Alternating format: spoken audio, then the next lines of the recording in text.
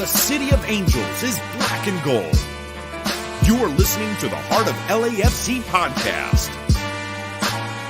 And now, Joseph Zacher.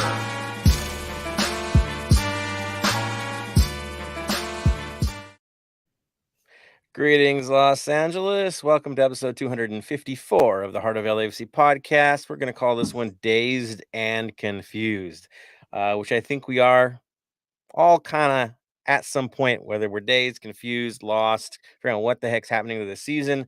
But yeah, 3 in a row, not something we're totally used to, except, most Augusts. But here we go. In order to really get this show going, let's introduce our crew. We've got Bam in the mix, Tony in the mix, and Araceli. Araceli, how are you doing today? I'm actually doing very well. Just had a bit of a busy week, but everything's been well. Excellent, excellent. Tony, how are you doing? I'm doing pretty well. I am getting my sage, candle, egg, because we have bad juju since the last home game, and I'm just going to put that out there. Right. Yes, there is definitely some odd curse. I know Monty suggested possibly a new shoe curse, but there's definitely something that's off right now. Bam, are you a superstitious fella? Do you think there could be something going on here? I think there's something going on, and I think it stems from one situation in the last home game, but I'll leave it at that and let Tony run with that. That's definitely for sure. No, it's just bad juju. I'm not going to explain it. Everyone knows what happened, and it's bad juju. Exactly. Amends must be had. I like it. I like that mindset. Is if everything's not where it should be, chaos reigns. So there we are. All right, let's get into this. Get into the meat and potatoes of all this craziness. Yes, we had a big lead going in. 3 games, all of a sudden it's a different world, a different MLS. The playoffs, yes, the schedule is out. Where we thought we might be hosting a cup final or even our first round is now kind of up in the air. We don't know what's going to happen next. Not like it's not going to happen until the final, but yeah, things are in peril. Nothing is guaranteed. 3 weeks ago, we would not have thought this was happening. So where are we at right now? What are our chances? I know we lost, but thankfully our strong early season has got us in a position where we still control our destiny. No matter what we do, if we do our job, we get in where we want to go. So this is where it is right now. Just looking at the West, most important to look at the West. We have 57 points, I believe. Austin, who blew it last night, I believe it's still at 51. So it still puts us an 84% chance of finishing out on top of the West secured. Okay, that is what we have to look at. Magic number, it's now 5. That's a mix of either 5 wins by them or by us, 5 losses by them, or a mix of both. That's your magic number. For them, they've gotta chase us. That's all they have to do. It's a big enough gap. Now, the bigger situation, of course, is Supporters Shield. And I know everybody's screaming because we're now even on points. But guess what? Thanks to tiebreakers and all, if we finish even, probably gonna go our way anyway. So what does that mean? Well, the Union have 16 wins. We got 18 wins, 57 points. The goals look pretty good for us. Tiebreakers look good for us right now. I know if things go really wrong, that's not going to happen. But yeah, conference championship, we're at 63%. There is 62%. That's what it's showing. Again, this might take us down to the last day. It could be really interesting. And look at it this way. Their last day is against Toronto. Stacked Toronto, desperate to get into the mix, right? They're chasing things. Our last, I believe, is Nashville. So yes, it could get interesting. Other percentages, of course, 538 had us at a 30 or 67% chance of hitting the Shield, while Philly is at 30. I know it was a lot higher before, but it's still showing lead. Now, what does it mean for us in terms of the matches ahead? What are some direct implications? What's going to get us where we need to go? Well, here's the cool thing. Every time we get points, we're locking in positions in the playoff standings where you can't fall below there. You can't fall below there. First round bye, still wide open. We know that. First round home field advantage, say 4th ranked. Basically, if you tie Salt Lake, that's it. Nothing else. If you were to just get one more point, you lock in 4th place. I know that's not what we're going for. Spot 3. Okay, fine. Case 1. Beat Salt Lake. You lock in spot 3. With a win, it's done. You have the 3rd spot. So then comes the big conversation. How do you lock in home field advantage in spot number 2? Well, if we beat Salt Lake and Minnesota loses or ties to Dallas, which isn't it funny how we tend to always play everybody after Minnesota? I don't know. It's strange. I think Bam was mentioning that off air. I think Tony's mentioned it too. Yeah, if Minnesota doesn't get a result against Dallas, yeah, we lock in 2nd spot already. So the worst you can do, if we get a win this weekend and one thing goes our way, we're the 2nd seed guaranteed. That's the truth. That's it. 1st seed, different story. We got to race to the finish here and not slip up any further. Beat Salt Lake. There's your story. Now, remaining schedule for us. Araceli, you wanna give us our final schedule here? Who do we got left? Let's see who we have left. We got RSL, Dallas, and let's see. You kind of caught me a little off guard. I'm sorry. Minnesota. I'll run through it. Minnesota. I'll run through it. We got Minnesota. Okay. Then the Dynamo again, but in our house this time. The Timbers on the road, Nashville at home. So 3 away, 3 home, because Dallas and Minnesota are away. Those are gonna be tough games, no doubt about that. Not easy anymore, especially because we're making it hard on ourselves. Now, why does it come out where it looks like still the advantage is ours? It's the other team's schedule because they're locked in. Okay, for Austin, they have 3 games away as well and 3 games at home. Basically, they got to play Nashville on the road next. Then they got to play Sounders away, who are desperate to make the playoffs. So, yeah, an injured Sounders side. You don't want to play them on the road. Salt Lake at home, Nashville at home. So that's 2 against Nashville, guys. The Whitecaps on the road. So that's when they should be looking to, right? We know that doesn't quite work for us, but yeah. And then the last day, they're at home against the Rapids. Yes, the Rapids are having kind of a rough year. Ain't no guarantees for them. They look like they're going to be in trouble. So the last day looks pretty good for Austin, but that home and home with Nashville is going to be the battle. Looking forward to Philly. Supporters Shield implications. Remember, they have 1 game less than us. Huge advantage if we take advantage of it. They've got to go away to the Red Bulls next.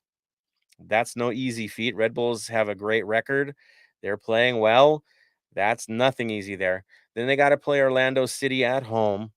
Then they got to play Atlanta on the road. That is not easy. No matter how bad Atlanta goes, at home's a different story for them. Then they have to go to Charlotte, and Charlotte tends to get results at home last time I checked. No matter who it is, they seem to be decent at home. And then they've got to host Toronto FC on the last day, who could be on the verge of a playoff spot if they get things straight. And they're desperate and they're stacked, right? So you're looking at the schedule, 1 less game than us. They have complicated matches, probably even more complicated than ours. Realistically, that is more complicated than ours. So the path, if we simply play ball, right? The magic numbers will play themselves out and we'll get to where we need to go. As I mentioned, magic number was 5. Are we saying we're going to take 5 out of 6? No. But again, they've got to falter. And then it's done. So things aren't as bad as they look as long as we get our act together. And that, of course, is the big story. And that's why the Get match last night is another interesting story, explaining why we've got 3 defeats in a row. And each one looks a little bit different than the other. So it's exotic the way we lose. And so, yeah, we'll jump into that now, and then we'll jump in with you guys in a bit to cover it more. So Houston, LAFC, going to their house, haven't won in just about ever. We put in a lineup, Araceli. I mean, mention this lineup here. It seems like the strongest one we possibly could have, right? I absolutely agree. It really did seem the strongest lineup we've had, especially considering we had a full roster to pick from. Everyone was healthy. There was no one questionable nor out. So again, a full roster to pick from. But for the starting, we had Mahala, Chicho, and Vela up front. In the mid, you had Sifu, Ilie, and Acosta. And then I was surprised to see that Hollingshead did get to start over Cheeky on the right. Maybe a little bit of management there, but regardless, he got the start. Then you had Collini, Segura, Escobar, and then, of course, Max in goal. Right. So things are looking, I think I mentioned it to these guys, the adults are in the room, right? You brought the stable players in. The guys that settle things down when things are, that's the lineup that I'm looking at as well. It went with maturity here, right? That back line is all about being secure. And we don't usually see Hollingshead and Escobar out there at the same time, right? Unless that debacle in San Jose where somebody's playing out of position. But the fact that both of them are out at the same time is kind of a not common vibe for us, right? This time they did it. To me, it made perfect sense why you would do this, right? You need to stabilize the game. Bring it in closer, okay? Sanchez in the mid is the story, right? He's got the rest because of suspension. Again, the lineup looked proper, especially after we saw the deficiencies in the last match with closing things down up top. It made sense. Houston's, on the other hand, Araceli, was pretty typical of them, right? Nothing special there. Right. Over on Houston's side, I mean, you've kind of already said it. Nothing unusual. Pretty much the same lineup, especially with Clark in goal. You had Farah up top and Dorsey in the wings, which proved to be a problem. Yep. Yeah, eventually it did. It did, which is frustrating. Very frustrating. It was not frustrating though when Hollingshead was on that side. Look back to that later, okay? This lineup wasn't giving up much, except for one moment, in which I'll bring it to Tony now. Highlights of the match up through the first half. What were the highs? What were the lows, sir? So the low was Ilie's handball. Of course, it's like a very controversial handball because it's still close to the body and it's a motion that you do moving forward. And it was also again, this whole situation was just like a weird one because so his body's outside the box, but his hand is inside the box. So technically, they're going off by the hand, not where the body is in all this situation. So ends up going to VAR. VAR rules it, or as the referee rules it, and VAR rules it as a handball. And they get on the board first with Ferreira with a PK. Max almost had an opportunity for it, and he just needed to be a little bit quicker. But it was like I said, that strike was nice and low, strong and fast. So good on Max for almost getting it, but it shouldn't have been. I don't know. I say it wasn't a handball because it was in a natural position and not an unnatural. He wasn't trying to block it with his hand. But again, I'm not the referee. Controversial, more because of how the game developed down the line. But Bam, you're looking at this thing. Where do you sit on this call? There is no way in hell that is a handball. His hand was in a neutral position. I would even say it wasn't even inside the box. From the angle we're given, I could not see how he was inside the box of that. That was an absolute bull call. Should not have been done. And as I tweeted out, it's that ref's second MLS game. So yeah, okay, but he's done over 100 games in New Zealand, where he's from. He's done A-League games. He's done a World Cup game. He should be better than that. He should know that is no way a handball. And he's going to the World Cup. That referee is going to the World Cup, people. That's wild. But I will say this. I don't agree with the call at all, right? But the way the league is going, the way the rules are written right now, because they're in la land, right? With the rules right now, especially with hands. I always grew up with handling the ball, right? There was some intent involved or unnatural position, or had a direct effect on the play. I'm sorry, if Ilie is not there, where does that ball go? It seems crazy to me that one, his hand, I don't know where he's going to put his hand, right? Human body, it's natural position. But even if it's not there, right? He's got his hand tucked behind his back. Where does the ball go? It's not going in. it's probably going to the stands. It looks like nothing, a nothing play. And then, the clear and obvious, right? Because it wasn't called as a penalty in the moment.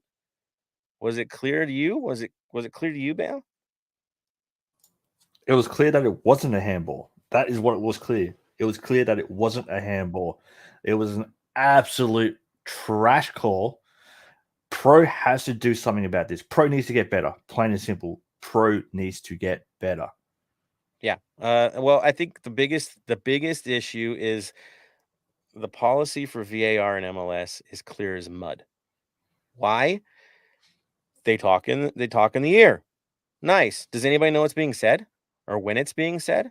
Do we know if something's under review? Is it clearly stated, by the way, the play is under review? Right? There should be a marker or something. Play is under review. If you want to be open about these things, if you really want us to take VAR seriously, it needs to be out in the open. If they speak about it, that has to be fed in if a play is stopped. If they go to the screen, we need to hear what's happening.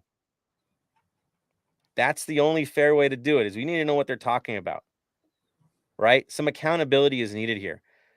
But in our single entity league, you can't expect it. You just can't. It's pathetic. But here we are. And so this entire playoffs coming down the line, if things stay the way they are, this is going to be one of those controversial playoffs we've ever seen.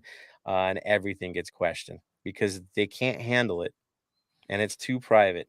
And it's too selective. And you can overturn it too easily. Yeah, it's all messed up. Tony, you wanted to jump in. I see you're chomping at the bit here. That's close.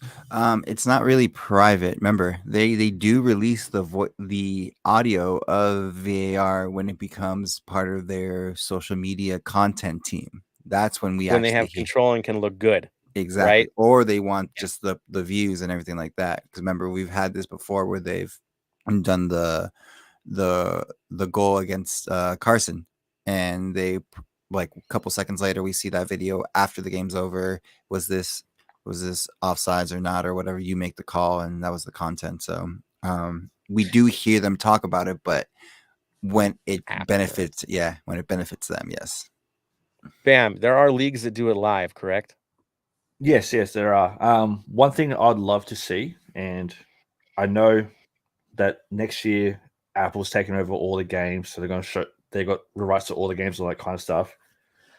Have it like they do with the baseball. How you can pick the home feed or the away feed for commentary, but have a third option, referee feed. So all you hear is the sounds of the game.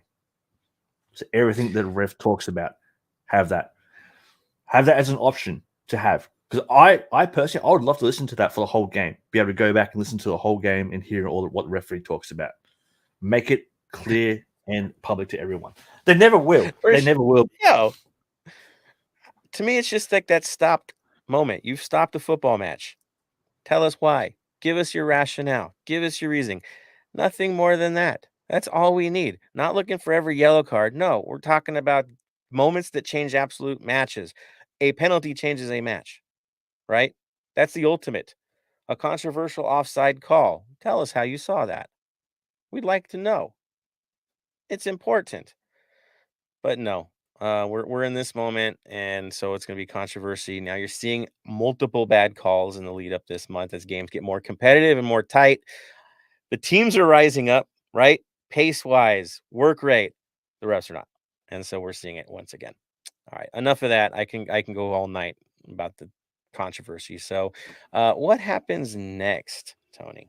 So not even 5 minutes later, we get back on the board and even it out with Oboku from the left side. He crosses it into far post. There's no one there, but Vela recovers it and resets it and crosses it in and finds Chicho's for a header for the goal. Again, with this game overall, it's giving me last year vibes. And I know we put in the chat where it's literally no one can find the back of the net except Chicho. So yeah, it's very concerning, but we have to right the ship really quickly. Bob vibes. Definitely getting Bob vibes right now. I'm with you, man. It's feeling a little bit Bobbish, you could say. Or should we call him Thorrington vibes, since he's the one that's still in house? your choice on that one. Now, we get to halftime. Cool. We have the run of play, man. Everything seems to be working the way it's supposed to. It has been working all game outside of one controversial call. Second half goes. Things are going our way. Let's be honest. We have this thing. It's in the bag. We just have to finish it out. Do the job. Everything's working the way it is. I would say up until the substitutions. Bam, am I wrong in this? That's when things started going haywire? A little bit, yes, but you also look at it too is even with the substitutions when Bale came in, we were having great chances. It's just that Bale was defending for Houston more than attacking for us at a couple of those attempts. Yeah, the clearance against Chicho, right? Yeah. That one. That stood out. Yeah. Listen, people. That was a bang play. I will say that. And what's Bale paid to do? Right? It's one track in that moment. I get it. It's frustrating because we see this guy standing behind him that has all the time in the world to just tap this thing, but it's not in his head, man. There's no way he's thinking of that in that moment. It's a bang play. You can't go after him. So yeah, Bale's substitution, I will say this. In that moment, it was fine. It was fine. I feel bad for Vela because I think Vela was on the verge of something before he got taken out. It just felt that way. The whole side looked like they were on the verge of something, but that move happens. All right, fine. Like for like, we've all been complaining. Let's be honest.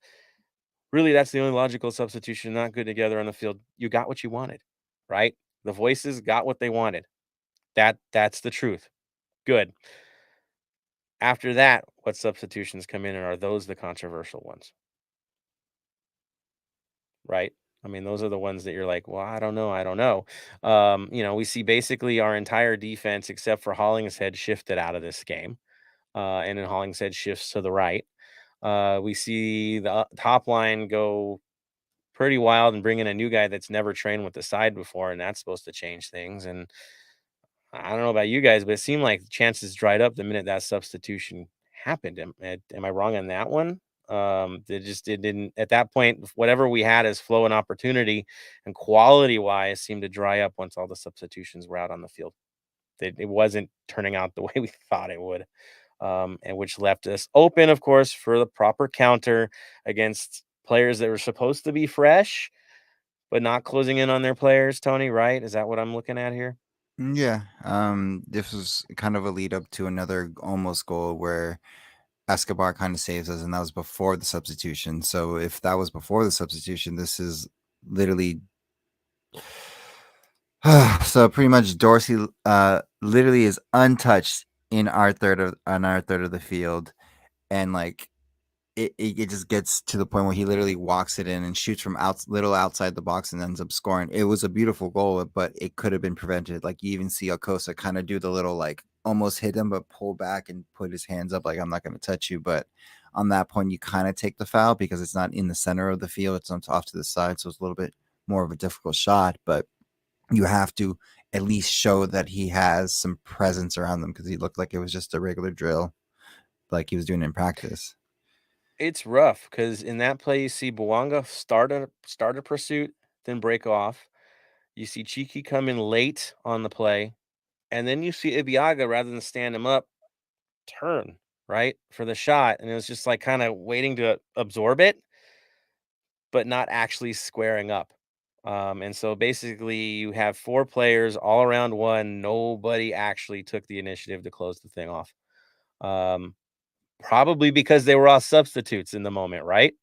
Uh, it's just too much, I think, in this moment. And it didn't pay off. This is one of those few times. Now it's 3 games straight where the Midas touch has gone away. Substitutions aren't turning to gold. They're not quite working out. And so really the only guy that seemed to be holding his own, even after that in the back, was Hollingshead, right? He goes to the right side. Things don't happen on the right side anymore. They happen on the left side. Yeah, just bad situations. We have people running all over the field, crazy amount of time added on to try to get another chance. But all things go south for us. It doesn't work out. We fall short, even though we completely dominated this match for the most part, except for the last few minutes there where things got sketchy. So once again, three losses in a row. All three of them have different reasons as to why. So exotic ways of losing, but we found exotic ways to mess this thing up. And now we get to come home with our tails between our legs, figure out what the heck is going on, and by Sunday, figure it out and get back on the schneid. Here we go. Here we are. Araceli, your impressions on the match overall? I do have a question for the group here. Do you think Dolo putting Bouanga in was too early of a call and he should have waited till Sunday? Or were you happy to see him make his debut? It was a desperate move. It was more of a, I don't know what to do. I'm frustrated. You know what? I have a new player that is healthy. He has been training, hasn't trained with us, but he has been training. So let's see what happens. And he even, I think, expressed it in the post-game interview. As brief as it was, he addressed it. Bam, you want to throw in on that? I think it was a desperate move. I think he might have came in the game too early. I think at 20 minutes this might be a little bit too much for him. If you're making a change at that time, personally, I would have put in Trejo. If it had to be a that time substitution, I would have put in Trejo. But if it wasn't a time substitution, I may would have waited another 5-10 minutes before pulling Chicho out. Yeah, I mean, honestly, Chicho looked dangerous up until the point he came out of the game. Did he not? He didn't fade off. Did you guys feel that he faded off? I could ask all of you on this. He seemed still dangerous up until the minute he came out of this match. So why? We're desperate for 3 points. The only guy getting the job done lately has been Chicho, so you pull him off the field. And Man, that's the okay. reason of why I even asked the question. Also, Tony kind of mentioned this, but post-match press conference, Dolo did mention it. And of course, I'm paraphrasing here, but when he was asked about Bowanga's performance, he said he has not trained with the team at all, and he couldn't rate his performance given he was only on the field for 20 minutes. So that's another question of if he hasn't trained, if he doesn't know LAFC system yet, what was the point, especially when you had a healthy roster that everyone was available. But again, that boils down to now there's more questions, especially with this being the third straight loss for LAFC. And I think it can be poisonous. I'll say it now. I'll say the bad stuff out loud. Your two guys that you've trusted to get you here all year, you take them out of this game while they're still dangerous in this game. You bring in two other guys. One doesn't finish when he needs to. The other doesn't close, doesn't really add much to the situation, but your new faces come in, and that's the guys you want to run with in a pressure situation, not the ones that got you there. To me, that's a little dangerous. Playing with fire to me, with the players that you currently have. There's faith there, and it shows a little bit of a lack of it. Am I wrong thinking that, Bam? Because it would drive me nuts if I was the leading scorer on the team. Yeah. It also depends on what Dollar says to you when you come off too. That's a big thing. To me, Dollar, I think the type of guy that would say, look, I took you off because of XYZ. If he just took you off and didn't say anything, then I can see a lot more. But I believe Dollar's the type of manager that, yeah, when he pulls you off, he'll tell you why he pulled you off and what to get better. So to me, as long as he does that, it won't get poisonous, but I can see how it can turn poisonous. Yeah, I worry about that kind of stuff. New faces so late in the season on a first place team. Chemistry's the story, right? And are you messing it up? Doing too much? Too late in the season? Now we have to ask it, right? 3 in a row, something's not right. So we go away from this. Yes, I didn't mention the penalty that should have been called for them, right? I mean, we should have had a penalty. We didn't get one. That's cradling the ball last time I checked. That is handling the ball, right? If his hand's not there, where does the ball go? He gained an advantage, but somehow that doesn't even get a view. Like, not even a view. Why? I want to know. I really want to know.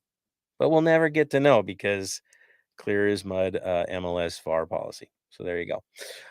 Yeah, I'm a little mad, guys. Can you tell? I'm there. So moving on. Who cares about the stats? We saw what happened. We saw the failure. They got to get it right. It's their job to get it right. I know the 3252 will be there. I know everyone at that stadium is going to be there on Sunday getting the job done. I expect it from all parties. It's time for the boys to get the job done. Again, Dolo can't shoot for them. They got to finish. But all parties, yes, definitely need to get back on the schneid and get things right. So, Tony, final thoughts before we move it into reactions and top three, of course. Of course. Final reaction is honestly moving forward. It's not about even the referees anymore. It's like, yeah, we can talk about all the referees and who's on the field, who's off the field at this point. It's going to be just, we have to get our chemistry right on the team and also get our locker room tight knit as well, because once we lose the chemistry and the locker room, we're kind of, the season is literally lost. And that's the only concern I have right now with this three game loss. That's all. Well said. Bam, final thoughts, and then let's go with that top three, man.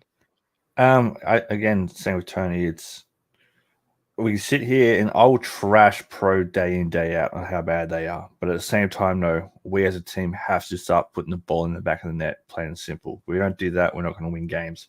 Well, we need to do something to break this streak that we're on, that we don't want to be on. Well said. Well said.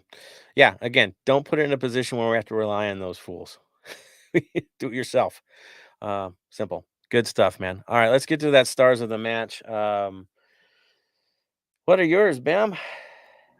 For me, I went 3 to Chicho, because to me, the scoring the goal, and until he got taken off, he was creating a lot of the chances for us. I went 2 votes Opoku for his height, the amount of running he was doing for that, and I did 1 vote for Ilie. I think having Ilie in there was great for us, and he had a great game. Good stuff. Good stuff. All right, Araceli, your 3 stars. I gave 3 points to Chicho because obviously he scored the goal, and I believe it was his 14th goal of the season. Correct me if I'm wrong, which he also tied his record from last season. I gave 2 points to Escobar because of that goal clearance in the 56th minute. You just cannot deny that. That was a thing of beauty. And then lastly, Mahala. He was proving to be a thorn in Houston's side in the first half. Keeping them honest. Love it. Tony, 3 stars? I did the same thing as Araceli. Chicho for the goal, and also overall just like hard work that he puts in, day out. So he's got my 3. Escobar for the game, for saving us from a worse loss from that save, like on the line clearance, and then Opoku for, of course, still putting in the work and doing everything he can to honestly just keep showing us why he's keeping his starting job the whole time. Nice. All right, so I'm going to get a little weird on you guys for this one because things I notice. Definitely first star is going to go to Chicho, right? He finished. He got the job done in his side until he was taken out and couldn't do the rest. Second star is going to go to Chiellini. You're like, what? Chiellini. How many shots on goal do they have when he was out there? How much control do they have of the match until he came out of that match? Total control. They had 1 real shot on goal. That's it. That's all. And it wasn't that great. And of course, the penalty counts as another, but that was nonsense. Hollingshead can be up there too. I can give him a star, probably a 3rd star. I'll throw at him. Everywhere he went had control. They weren't beating him in his position. All right. And I think that might be it, right? So Arango, Chiellini, Hollingshead. Those are my choices. Why? Because those guys did their jobs on the night. I'll throw it back to you, Bam. How the community see it? The community saw it. Love for Chicho, Escobar, Vela, Chiellini got some love too. Buonga got a couple of votes. So it was fairly mixed out, but the top 3 from the fans was Chicho, Escobar, and Vela. There we go. All right. I mean, how do you not doubt Chicho? He's carrying us at this point. Yeah. All right. So looking at reactions, let's throw up to you guys, see where you're at on this. Here come the faithful. Boom, boom, boom. We've got Edgar Corral says, I am not okay. None of us are okay. None of us are okay. The scarf himself is on. J.R. Liebert is here. Black and gold love. There it is, man. All love to you, sir. We have Mark in the mix. Old comrade Mark. He says, I'm not saying I'm content with the streak we are on, but I do reflect on where we were last season and know we can do better and get this settled before the playoffs. Praying. And this is why Mark kind of mentions it. RSL handled Minnesota. They're coming in with energy. Yeah, we're going to talk about that because as much as we talk about how good we are, RSL is doing better right now. They're a hot hand. It's scary hot. We'll talk about that. I like this from Scarf. Julian Gaines' pelvis was good to go. It's too bad we didn't see his pelvis on the day. I don't know how that sounds, but there you go. The man doesn't play anyway. Ox is in the mix. Yes, Daniel Angel. Scarf is in the chat. Yes, Scarf is a busy man with a budding recording career. We'll talk about that soon. Says that's the issue I have from J.R. Liebert. Here he is. Says there's enough on the replay for it to be clear and obvious. Horse pucky. Yep, we got played yet again. Daniel Angel, the biggest issue with pro refs isn't necessarily the quality of the call, but the consistency. You have to call the game fairly, which means you have to take a look one way. You have the other way too. It's never fair. It's never fair. I don't understand it. Terrible. Daniel also says, watched Penso reffing Portugal, Australia, and he was messing up too. That was Penso's biggest issue in the Carson match, not necessarily the calls, but the lack of consistency. It has to go both ways. MLS doesn't go both ways. It's funny. Their lack of capacity actually settles games, and it's really sad. J.R. Liebert says, we're 10 times better with Chiellini on the pitch than not. Agreed. He wasn't perfect at all, and he wasn't perfect at all against Houston. Yes, but effective. Very effective and leading. The dude basically was wearing the armband on the day. He was getting away with stuff, yelling at the ref, talking to everybody that no one else gets away with, and that actually plays in. If you watch the way he lobbies, he disarms opponents. It's pretty wild. And when he came off, that was lost. That's for sure. Daniel Angel, for me, a factor was Ilie playing on a yellow. He kept pulling up short on tackles. If Houston doesn't feel his pressure on their dribbles, it allows them to get the rhythm, stay in the game. Yeah, and the overlap is wide open when you have others not tracking. And yeah, all bad. David Day, 6 more games. Yes, sir, 6 more games. Daniel also says, got to see Denny B's black and gold debut in person. Only bright spot of an otherwise sour game experience. Yeah, he's in the mix. Let's hope a week of training helps. It will. We all know it will. Says there was at least 3 potential handballs on Houston. None got a second look. At least pretend to go look at the monitor. Even if the review is 20 seconds, just pretend that you want to get it right. There you go. Got a Scarf agreeing with the Chiellini vote. Carlos C. Has there been this much roster turnover this late in the season? Too much roster, he says, changes. Is there enough time to find some chemistry? There's enough time. We have 1 month. 1 month, 6 games. It's plenty of time. It's just we don't know where we're going to be in the standings after those 6 games. And that's where it gets questionable. Are we going to get to host an MLS Cup if we can get that far? Right? Where are we going to be at on this? Are we going to host all of the Western Conference games? Or is that last one going to have to be in somebody else's house? That all gets settled in the next 6 games. Yeah, it's tough. Oh, JR also says we lose Kellen for yellows, right? Yeah, and a cheap one too. That was cheap, that yellow card. But you know what? I'm going to be dead honest with you guys. I'd rather have the accumulation go now. Right? Get a clean slate for the man. And then we go. And he gets a week off, comes in clean for the next one. We're going to need him for the bigger games, that's for sure. And if he was going to have to take a week off, 1 week off at a home game is okay. We have the weapons to take care of that. Carlos C., what can the team do to counter the high pressing and physical play that they've been seeing since the DC game? Move the ball. Don't hold it for too long. Utilize your own game. They can't high press you if you've pressed them down. We're built on holding other teams back and pressing them to have to worry about us. The only way we can do that is if our top line is constantly pressuring their back line so they have a limited amount of time to touch the ball and move it. That's when you start seeing balls pop up from the opponent, and it happens. But we have not seen it since the changes we've made. We really haven't seen that consistent press that we like to put on. It's one guy doing the job. And I'll go in the advanced stats later on that. Not on this episode, probably next one for the next preview. But if you look at it, only 2 of 3 seem to be ever putting that on. And so you have a safe side, and they're picking a safe side on us.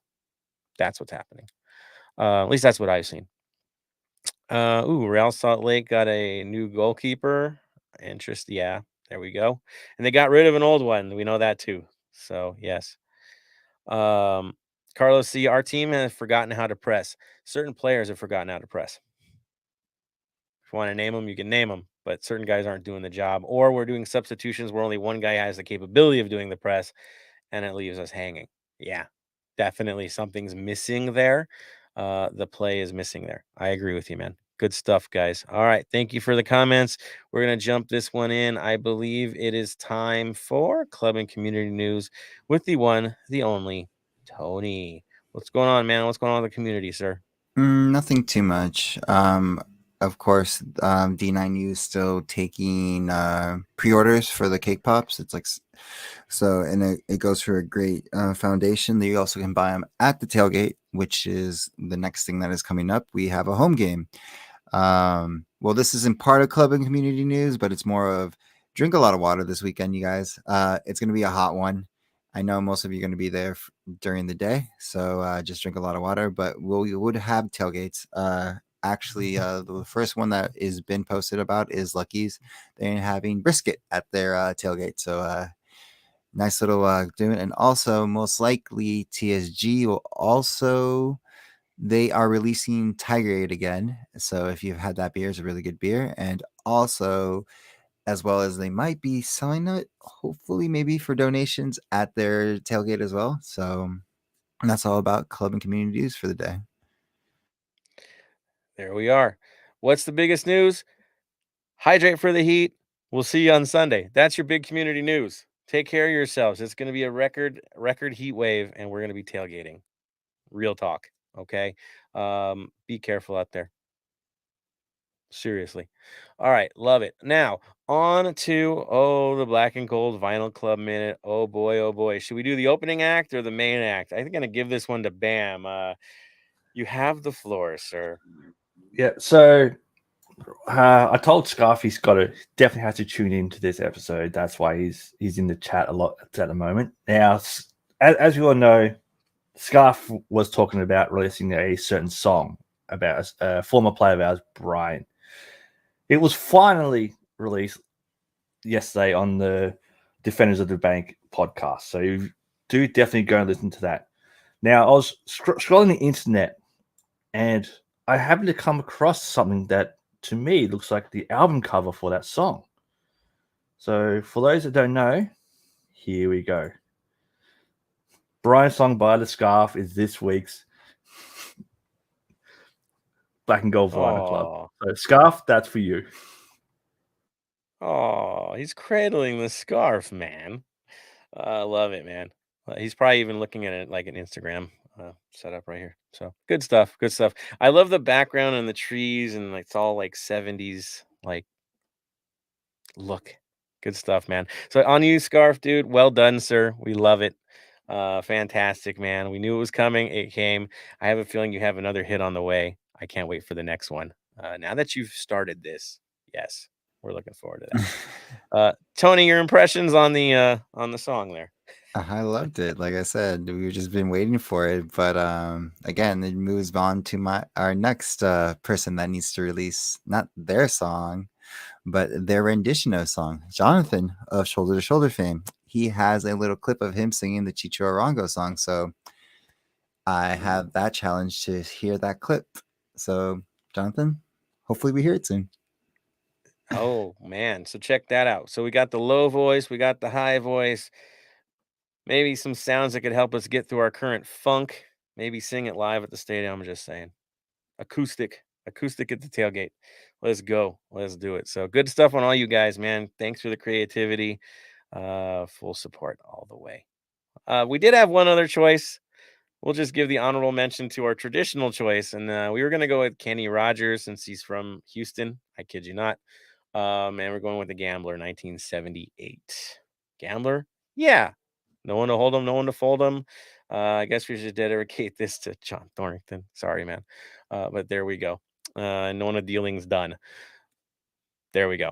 All right, I'll leave it there. Let's get into RSL. I know we're going that way. Honestly, I'm excited about this match. Not that it's going to be a cakewalk or anything like that. They seem like a very different RSL since the last time we met, and that wasn't long ago. But ever since losing to us, bam, have they ever lost again? No, they have lost one, and that was us. But besides that, the last 5 games, That's it. 2 wins, 2 draws. Yeah, they've found themselves. I guess we were their reckoning, and they woke up. And what's crazy is they've gotten wins against tough teams, right? These aren't easy games. These are pretty rough ones, right? Like, who are some big heads they've taken out? Well, they had a 1-1 away draw to Dallas. So Dallas at home is tough. A 1-1 home draw to Vancouver. They had a 3-0.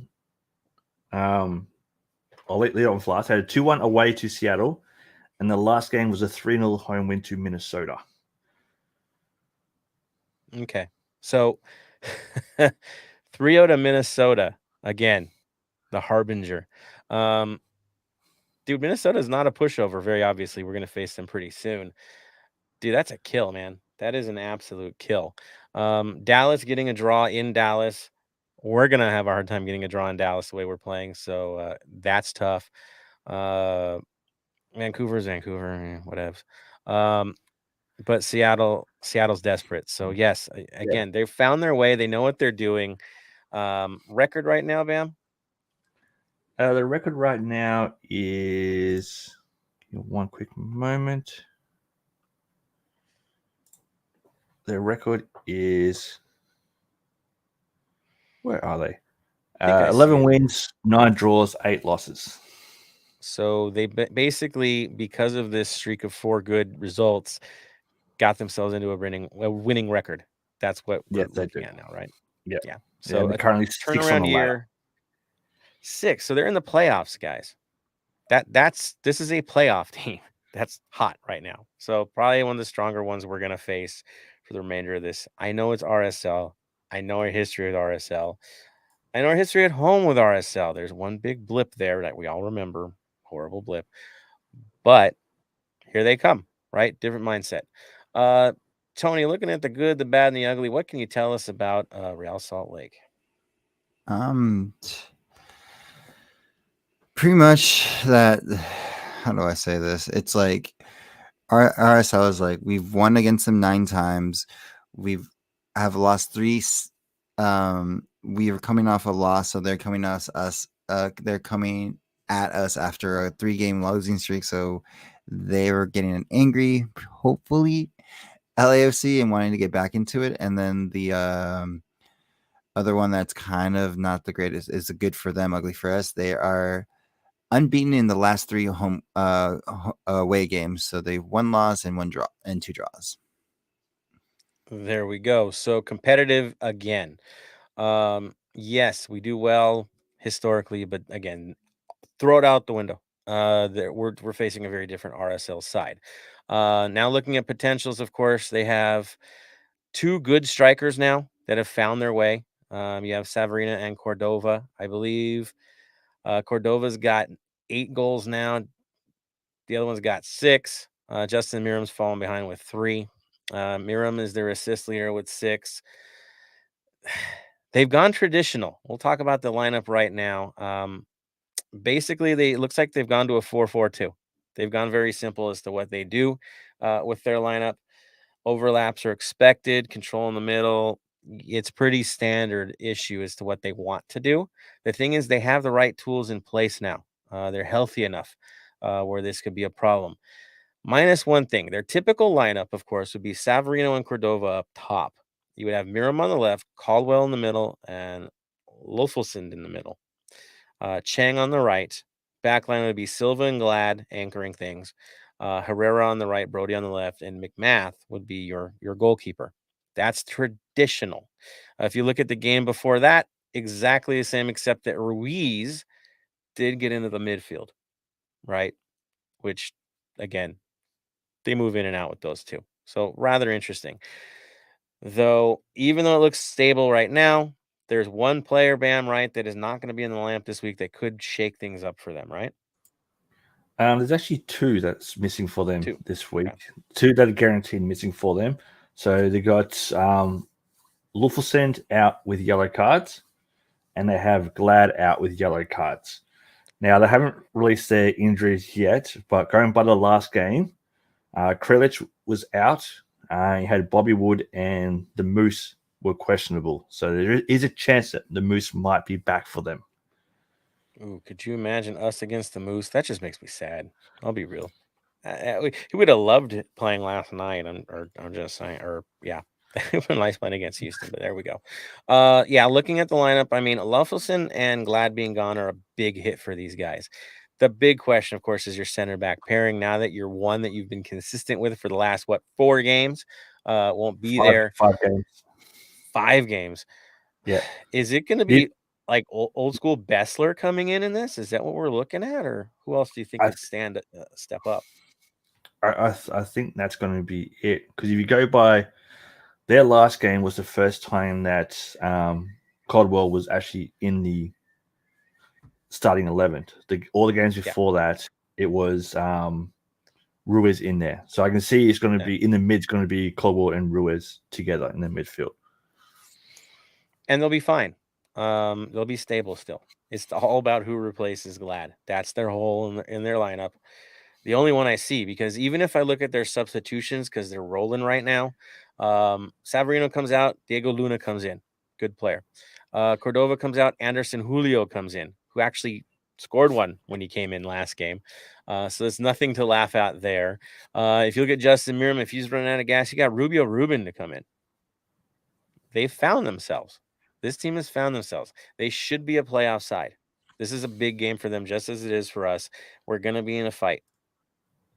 If we're willing to counterpunch and put the work in, we might get a result. We won't get a result if we do what we did the last 3 games. No way. No how.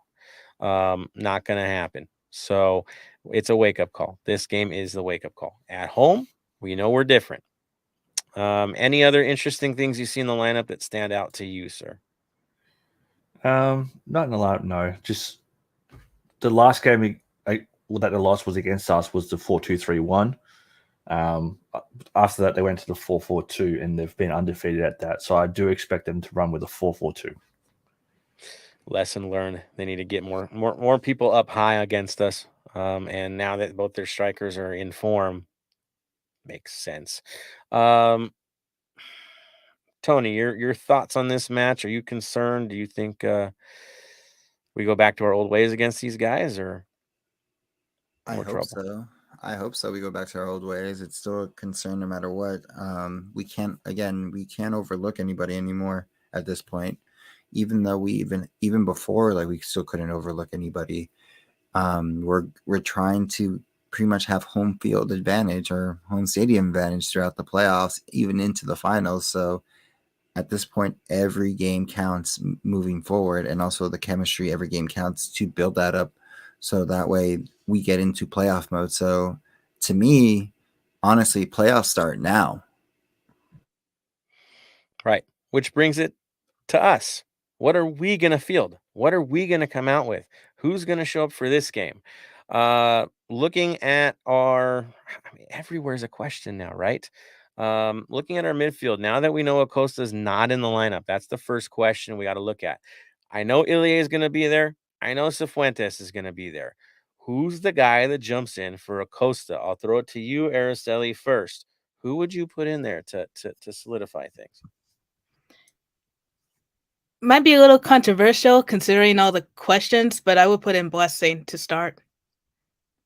Blessing. Okay. What's your thoughts on Blessing getting in that role? I just see him getting the start because he's been, I don't want to necessarily call him our consistent, but he has been consistent throughout the season. And I don't know. After seeing what happened with Boanga, I'm a little skeptical with trying to experiment. Right, because the other option is Mendez, right? I mean, that would be their other thought. And I'll throw it to you, Bam. Do you think Mendes is the other choice, or is somebody else they're looking at? I would say Mendes is the other choice to go in the mid. So for me, I'm going to have to say Blessing gets the start. Gotcha, man. And Tony, where are you at? Mendes gets to start. If I'm going off past performances at the moment, yes, overall, Blessing has been showing up for big games, but since last performance, you're only as good as your last game, and unfortunately, Blessing was kind of lost in the woods, so I would put Mendes in. Okay, I am kind of in the realm of it's gonna be Blessing. Why? Because he got to sit in the penalty box last match. He got to see it all go out, and who fell apart the worst? Probably our midfield as things progressed. So I'm thinking he's getting in there. I just have a funny thought. It's also at home, and you know how Blessing plays at home. He's just a different type of player in front of us. So angry Blessing might be a good Blessing for this one. He also has a history of performing well against RSL. I don't think I'm wrong in that. He's had some great moments against them, so we'll throw that juju out there. Maybe the good juju from that. Brings it to the back line. I know we're going backwards here. Center back pairing after seeing what's been going down with Murillo. Do you think Murillo's even a conversation, or we're going with the experience back there? I'll throw it to you, Tony, first. I say we're going to experience, to be honest. Like I at this point, experience. I trust experience a little bit more until you've shown me that you're not experienced enough and following your ways. So that's my take. So its experience is the suggestion that it is a Segura Chiellini start. Oh, 100%. Like I said, look what happened last game. Besides the goal that that was out of our hands, it was locked down for most of the game. If that call doesn't come, we go into the half 1-up and strong moving forward. Right. Because we all know our record when we score first, we don't give that up. So there's that. Araceli, your center back pairing, who are you going with? I'm going with Segura and Chiellini also, and to complete the black line, I do see Escobar, but let's see, I would start Cheeky over Hollingshead this time. Makes sense. And I throw it to you, Bam. Now you're looking at all 4 spots. What are you going with? All 4 spots. So I've got Escobar starting, Segura starting, Chiellini starting, and I'm going to go Cheeky. Cheeky's got to get in there. Yeah, because what we did notice the good things from Cheeky is even in the last match, yes, the defensive thing happened. It did press them back a bit once he came in, and we're gonna need that against this side. Hollingshead has been amazing for us. I think he's burned out after that last game. Let's be real. Yeah. The work rate he put in. He played the full 90. He's not starting again. He's got to be an injury risk if you throw him back into this mix. So I expect him to sub in. I don't think he's not going to play. I just think his limited minutes is going to be the story for him. So I'm with you. I think it's going to be Cheeky, and I like the back line that you've all mentioned. I've kind of lost trust in certain members of that back line. One namely, and you've heard me before go on it. I'm not going to go on a diatribe about it again. But seriously, we need experience to get through this slump without a doubt. Which brings us to the front line and who we're going to run with for this game. Bam, I'll let you start this one. Who is your front line? If the front line is not Opoku, Chicho, and Vela, I do not know what's going on with Dolo. It's got to be those front 3. Plain and simple. It's those 3 or nothing. Or lose the room. There it is. Araceli, your thoughts on the front line? Front line, I got Mahala, Chicho, and Vela. You need the experience. And historically speaking, Chicho has scored a brace every time we faced RSL. So hopefully we see a repeat of that. But otherwise, those are my 3. Nice. Tony, I know you're in the same boat. So, right, no question there. Here's the deal. Historically, who's been the one that's had fun with these guys? It's been Chicho. It's been Vela, as Araceli said, and the other one's been Blessing. So, for what it's worth, There you go. Again, we need guys to pressure up top. 2 of the 3 we know do, and the other does on occasion, but it's not a never with him. So he does a whole lot more in the field, and that's where it's different. So there's that. Brings us to the substitutions. I think Bale's a given, no matter what. I think that's how it's going to be. It's just let's hope it's not too early. Scary times. Except he did have a brilliant one against them. So yeah. The other thought is Bouanga ready? I mean, he's going to get minutes, right? I think it's a guarantee at this point. He's going to get his moment. But we have one other new guy, right, that might see some time. Do you think, Bam, that our other new signing might get featured here, or they're still figuring things out with him?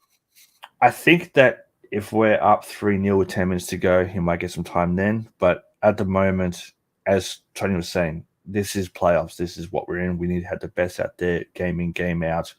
It's not right with him not having much training time with the team to get put in with a lot of game time. So if he does come on, I can't see him coming on earlier than the 80th minute. Yeah, it's going to be kind of the throw things out of the way and be done with it. Close the game down kind of setup. It all depends on control, man. Like if we're not getting control, it doesn't make any sense to just break things apart. I really don't see a wholesale backline change like we saw in the last match. I think that weather had a huge part in that. It did. This time we're at home. I know it's a heat wave, but dude, it's a night game and it doesn't get that humid here. Be real. Can't compare. So I'm thinking not as drastic on the backline changes for this game. That would be my bet. All right. So any other thoughts you guys want to throw into this mix? Tony, any final thoughts for you, sir, before we throw it into the comments from our faithful? No, not at all. All right. Let's see what everybody else is up to. Where are the opinions from everyone else? Let me see. Going back. We have Carlos C. I think we've talked about that. Yep. Oh, here we go. Tommy says J.R. Liebert always at ACFC and LAC Hogan's. That is true. That is true. Getting a good laughs from him. Eddie and Chiellini are the Scarf's choices as well. Agreed, sir. Consensus. And he says, thoughts on the last bunch of clubs attacking us successfully from the right side.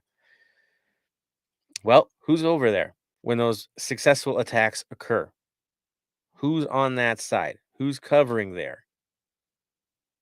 Who do we sacrifice defensively because he's always pulling up? Right? It's Palacios.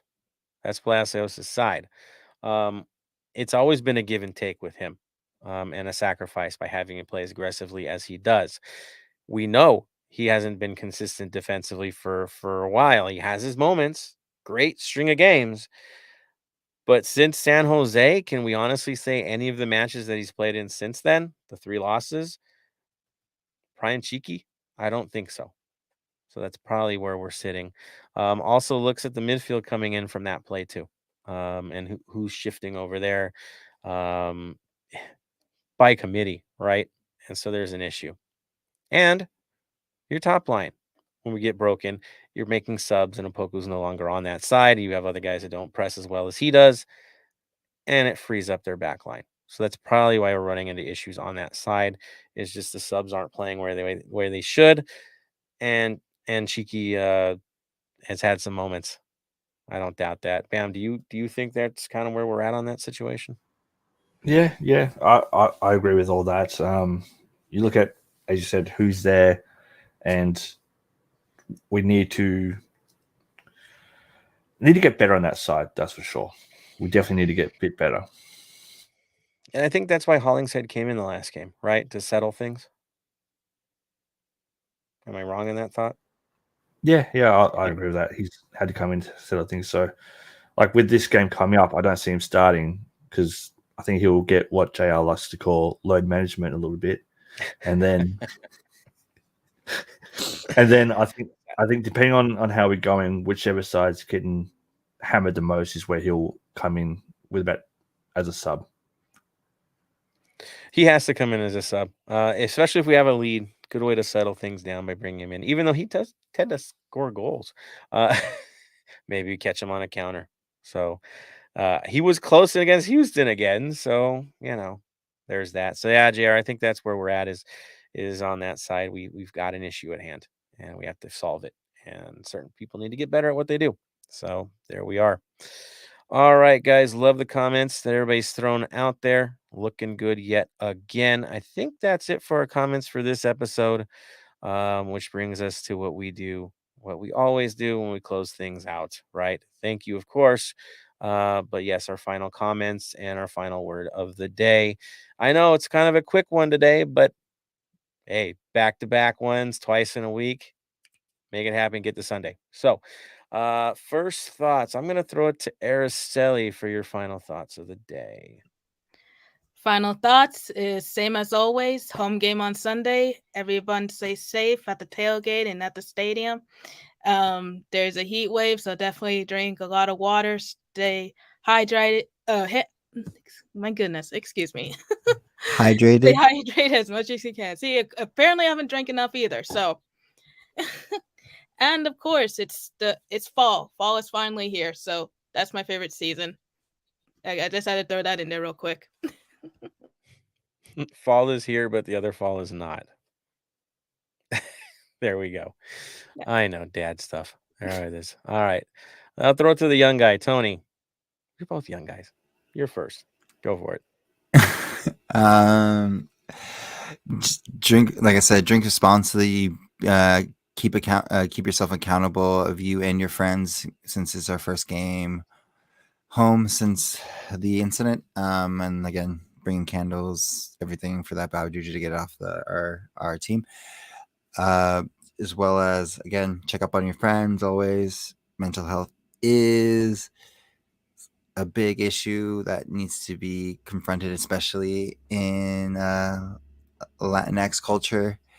And because, again, it's more of a, as we've all been brought up in as being Latino myself, you just, don't talk about it, let it go away, work through it, rub some dirt in it. So, but talk to somebody, make sure it's all good and big dandy. And of course, if you guys haven't watched this, I want you all to watch this. It's a little bit of homework. Watch the new Copa 90 documentary on SC Freiburg. It kind of puts into perspective of what a club of loyal fans and how they treat their clubs, and like a different mindset of how certain German culture is. And it's like a mixture of a lot of different cities here in the US, as Joseph said, bohemian kind of German city. So check that out. It's a really good 30 minutes to watch if you have some time to do. Sometimes there's more to football than just the score, or chasing trophies, right? Actually, football's way more than that. And I think that's one of these docuseries that you want to see. Critical. So good stuff. The culture, again, the more you can get exposed to the culture around the world, do it. This game is amazing, and it brings us together for the most part. That's why they call it the beautiful game. Bam, to you, sir. Yes, JR, I see you in there. Yes, I am older than Tony. That's okay. Barely. Spring, for you guys are getting into autumn or fall. For me, spring has sprung here in Australia, so we're getting into nice warmer weather over here. For those going to the tailgate, I know you guys are going to have a heat wave, or in the middle of a heat wave and all that. If you're doing shots, if you're drinking alcohol and all that, for every alcohol you have some water. Just go 1 for 1, alcohol, water, do all that kind of stuff. If you do get bored this weekend and it's late night and you can't do anything, I highly recommend watching the Australian Football League. The AFL finals have started. Last night was an absolute cracking game. So if you've never watched the game, highly recommend going and watching one. On Twitter, I was having a discussion with our good friend Al about how California is probably getting sports gambling and all that kind of stuff too. If you are a gambler and you do need help, There is the National Council on Problem Gambling in the US. Call them on 1-800-522-4700. Help is always out there if you are having problems that way and all that kind of stuff. And just remember, gamble to have fun, gamble to lose. Don't overdo it with everything. It's good in small bits and all that kind of stuff. Enjoy yourself this weekend, and there is a parcel coming to Joseph very soon. Ooh, a reveal, people. Soon, right, Bam? We're not ready for it yet. We got to get that one on a high note. But beauty, man. Love it. You guys will all see it soon enough. Fantastic. And it reminds us, keep voting. Oh, and likes. Keep up the likes. We need those too. All right. That brings it to me. Oh my gosh. Here we go. Speaking of docuseries, the Wrexham docuseries has been a lot of fun to watch as well. Kind of gives some of us old heads in the 3252 some vibes. That's for sure. Seeing things go the right way and kick off. It's been fun to watch. Don't miss Freiburg, like Tony says. Yeah, enjoy everything you get. It's beautiful. Soccer's getting coverage it's never gotten before. It just gets better. It gets better and better every year. In terms of our football side, yes, we are down, but definitely not out. It is only a 3-game losing streak. I'll say only. Let's not make it 4. So you know what you got to do when you're in the stadium, make it a home field, proper home field. Not talking to be completely nuts. I'm talking about handle it, man. Sing, don't let up, keep the flags up in the air. Don't let them get soaked with beer on the floor. That's a crime. Wave them, make it happen. Support your team fully. Highs and lows, you need to be there, right? That is the true test of a supporter. Highs and lows, be there. Be present, make it happen. For all you that'll be at the game, I will see you there for sure. Tony will see you as well. Do not hesitate to say hi. Always like to have a good conversation wherever we're at, in stadium, out of stadium, but not from whistle to whistle. You know how that works. So yes. Also shout out to my boy Slip. Keep fighting the good fight, man. All love to you, sir. I think I've known you since you were like 16. Keep doing what you're doing, man. Awesome.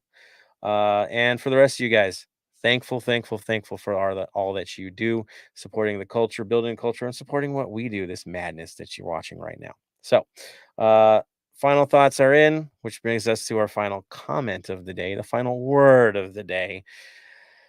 Araceli, final word. Stay golden. Bam. Stay golden. Tony. Stay golden. And from me to all of you, stay golden, Los Angeles.